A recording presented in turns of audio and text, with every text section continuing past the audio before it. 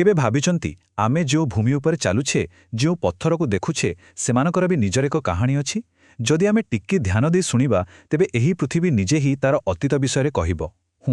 ଏହା ଧୀର ପରିବର୍ତ୍ତନର କାହାଣୀ ତ କୁହେ, କିନ୍ତୁ ଏହାରି ଭିତରେ କିଛି ଭୟଙ୍କର ପ୍ରଚଣ୍ଡ ବିପର୍ଯ୍ୟୟର ସ୍ମୃତି ମଧ୍ୟ ଲୁଚି ରହିଛି। ତେବେ ପ୍ରକୃତ ପ୍ରଶ୍ନ ହେଉଛି, ଯଦି ପୃଥିବୀ ସତରେ କଥା କହିପାରନ୍ତା, ତେବେ ଏହା କେଉଁ ଭୟଙ୍କର ବିପର୍ଯ୍ୟୟର କଥା କହନ୍ତା? ଆସନ୍ତୁ ଆଜିର ଏହି ଆଲୋଚନାରେ ପୃଥିବୀର ସେହି ଲୁକାୟିତ ସ୍ମୃତିଗୁଡ଼ିକୁ ଖୋଜି ବାହାର କରିବାକୁ ଚେଷ୍ଟା କରିବା। ଆମର ଏହି ଯାତ୍ରାରେ ଆମେ ପ୍ରଥମେ ବୁଝିବା ପୃଥିବୀ କେମିତି କଥା ମନେରଖେ। ତାପରେ ଭୂମି ଉପରେ ଥିବା କିଛି ଗଭୀର କ୍ଷତ ଚିହ୍ନକୁ ଦେଖିବା, ସମୁଦ୍ର ତଳେ ହଜିଯାଇଥିବା ଦୁନିଆ ବିଷୟରେ ଜାଣିବା, ଆଉ ଦେଖିବା କେମିତି ଭୂବିଜ୍ଞାନରୁ କିମ୍ବଦନ୍ତୀ ସୃଷ୍ଟି ହୁଏ। ଶେଷରେ ଏସବୁକୁ ଏକ ନବୀକରଣ ଚକ୍ର ଭାବରେ ବୁଝିବାକୁ ଚେଷ୍ଟା କରିବା। ଚାଲନ୍ତୁ ଆମର ଯାତ୍ରା ଆରମ୍ଭ କରିବା ଆମର ପ୍ରଥମ ଭାଗରୁ, ପୃଥିବୀ କ'ଣ ମାନେ ରଖେ। ଏଠାରେ ଆମେ ବୁଝିବା ଯେ ଆମ ଗ୍ରହ ନିଜର ସବୁଠାରୁ ଭୟଙ୍କର ଘଟଣାଗୁଡ଼ିକୁ କେମିତି ରେକର୍ଡ କରି ରଖେ। ବୈଜ୍ଞାନିକମାନେ ଏହାକୁ କୁହନ୍ତି ଭୂବୈଜ୍ଞାନିକ ସ୍ମୃତି। ଏହାର ଅର୍ଥ କ'ଣ?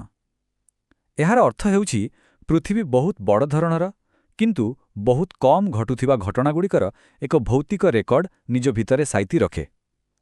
ପୂର୍ବରୁ ଲୋକେ ଭାବୁଥିଲେ ଯେ ସବୁ ପରିବର୍ତ୍ତନ ଧୀରେ ଧୀରେ ହୁଏ, କିନ୍ତୁ ଏହି ଧାରଣା ତାକୁ ଚ୍ୟାଲେଞ୍ଜ କରେ।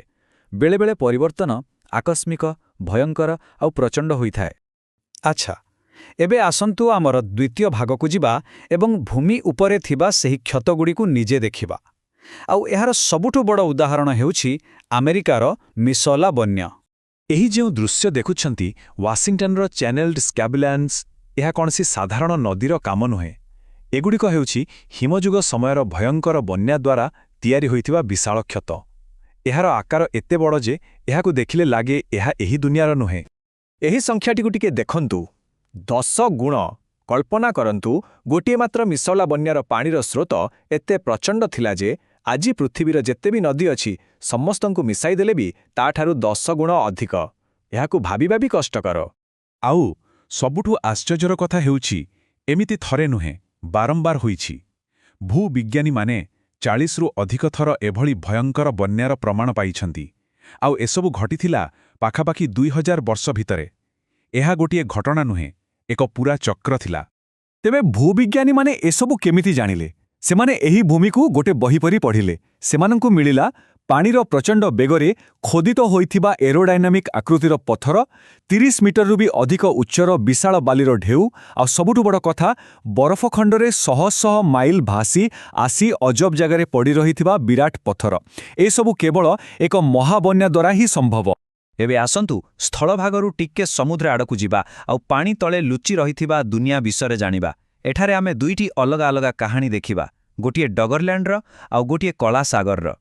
ଏହି ଦୁଇଟି ବୁଡ଼ି ଯାଇଥିବା ଦୁନିଆର କାହାଣୀ କିନ୍ତୁ ପରସ୍ପରଠାରୁ ଭିନ୍ନ। ଡଗରଲ୍ୟାଣ୍ଡ, ଯାହା ଏକ ବିଶାଳ ସମତଳ ଭୂମି ଥିଲା, ତାହା ଧୀରେ ଧୀରେ, ବହୁତ ଧୀରେ ଧୀରେ ସମୁଦ୍ରରେ ବୁଡ଼ିଗଲା, ଆଉ ଶେଷରେ ଏକ ଭୟଙ୍କର ସୁନାମି ସବୁକିଛି ସମାପ୍ତ କରିଦେଲା। ଅନ୍ୟପଟେ କଳାସାଗର ଥିଲା ଏକ ମଧୁର ଜଳର ହ୍ରଦ। କୁହାଯାଏ ଏହା ହଠାତ୍ ଗୋଟିଏ ମୁହୂର୍ତ୍ତରେ ଭୂମଧ୍ୟ ସାଗରର ପାଣି ମାଡ଼ି ଆସିବା ଯୋଗୁଁ ବୁଡ଼ିଗଲା, ଯଦିଓ ଏହାକୁ ନେଇ ଏବେ ବି ବିତର୍କ ଚାଲିଛି। ଡଗରଲ୍ୟାଣ୍ଡର ବୁଡ଼ିବାର ପ୍ରକ୍ରିୟା ହଜାର ହଜାର ବର୍ଷ ଧରି ଚାଲିଥିଲା। ଆଜିକୁ ପ୍ରାୟ 12,000 ବର୍ଷ ପୂର୍ବେ ଏହା ବ୍ରିଟେନକୁ ୟୁରୋପ ସହିତ ଯୋଡ଼ୁଥିଲା। ତାପରେ ଧୀରେ ଧୀରେ ସମୁଦ୍ର ସ୍ତର ବଢ଼ିଲା। ପାଖାପାଖି 8,500 ବର୍ଷ ପୂର୍ବେ ବ୍ରିଟେନ ଏକ ଦ୍ୱୀପରେ ପରିଣତ ହେଲା। କିନ୍ତୁ ଶେଷ ଆଘାତ ଥିଲା ଷ୍ଟୋରେଗା ସୁନାମି, ଯାହା ବାକି ଥିବା ସବୁ ଅଞ୍ଚଳକୁ ସବୁଦିନ ପାଇଁ ପାଣି ତଳେ ବୁଡ଼ାଇଦେଲା। କଳା ସାଗରର କାହାଣୀ ତାର କାଦୁଅରେ ଲେଖା ହୋଇ ରହିଛି। ବୈଜ୍ଞାନିକମାନେ ଯେତେବେଳେ ସେଠାକାର ମାଟି ପରୀକ୍ଷା କଲେ, ସେମାନେ ଦେଖିଲେ ଯେ ମଧୁର ପାଣିରେ ବଞ୍ଚୁଥିବା ଶାମୁକା ହଠାତ୍ ଗାୟବ ହୋଇଯାଇଛନ୍ତି, ଆଉ ତାଙ୍କ ଜାଗାରେ ଲୁଣି ପାଣିର ଶାମୁକା ଆସିଯାଇଛନ୍ତି। ସେହିପରି ମଧୁର ପାଣିର ଶୈବାଳ ବଦଳରେ ଲୁଣି ପାଣିର ଶୈବାଳ ଦେଖାଗଲା, ଆଉ ଲବଣତା ତାହା ତ ସିଧା 1-2ରୁ 17-18କୁ ଡେଇଁ ପଡ଼ିଲା। ଏହି ପରିବର୍ତ୍ତନ ଏତେ ଶୀଘ୍ର ହୋଇଥିଲା ଯେ ଏହା ଏକ ତୀକ୍ଷ୍ଣ ଧାର ପରି ଲାଗେ। କିନ୍ତୁ ଗୋଟେ କଥା ମନେ ରଖିବା ଦରକାର ଯେ କଳା ସାଗରର ଏହି ହଠାତ୍ ବନ୍ୟା ଏବେ ବି ଏକ ବୈଜ୍ଞାନିକ ବିତର୍କର ବିଷୟ। କିଛି ପ୍ରମାଣ ଏକ ଆକସ୍ମିକ ବନ୍ୟା ଆଡ଼କୁ ଇସାରା କରୁଥିବା ବେଳେ, ଅନ୍ୟ କିଛି ତଥ୍ୟ କହୁଛି ଯେ ଏହି ସଂଯୋଗ ବୋଧହୁଏ ଧୀରେ ଧୀରେ ଏବଂ ଅନେକ ପର୍ଯ୍ୟାୟରେ ହୋଇଥିଲା। ବିଜ୍ଞାନରେ ଏହିପରି ଅନୁସନ୍ଧାନ ସବୁବେଳେ ଚାଲିଥାଏ। ଏବେ ଆସୁଛି ସବୁଠୁ ମଜାଦାର ଅଂଶ, ଯେତେବେଳେ ପୃଥିବୀର ସ୍ମୃତି ମଣିଷର ସ୍ମୃତିରେ ପରିଣତ ହୁଏ। ଆସନ୍ତୁ ଦେଖିବା କେମିତି ପଥରର କାହାଣୀ ମଣିଷର କାହାଣୀ ପାଲଟିଗଲା।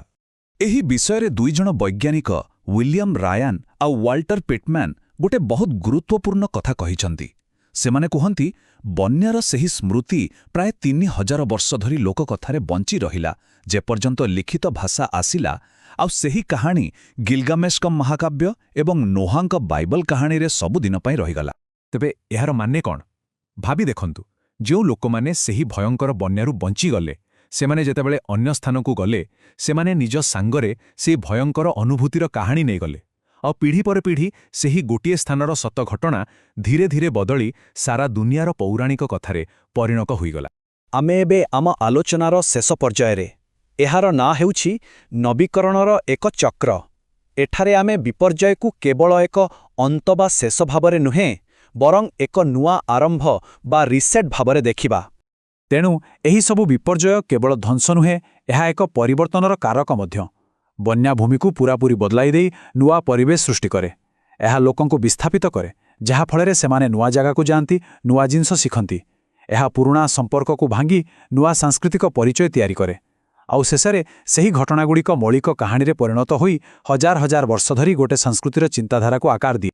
ତେବେ ଶେଷରେ ଗୋଟିଏ ବଡ଼ ପ୍ରଶ୍ନ ଆମ ସମସ୍ତଙ୍କ ପାଇଁ ରହିଯାଉଛି। ଯଦି ଏହିଭଳି ବିପର୍ଯ୍ୟୟ ପୃଥିବୀର ଏକ ନିୟମିତ ଚକ୍ରର ଅଂଶ, ତେବେ ଭବିଷ୍ୟତ ପାଇଁ ପ୍ରସ୍ତୁତ ହେବାକୁ ଆମେ ଅତୀତର ଏହି ସ୍ମୃତିକୁ କିପରି ପଢ଼ିବା ଆଉ କ'ଣ ଶିଖିବା ଉଚିତ?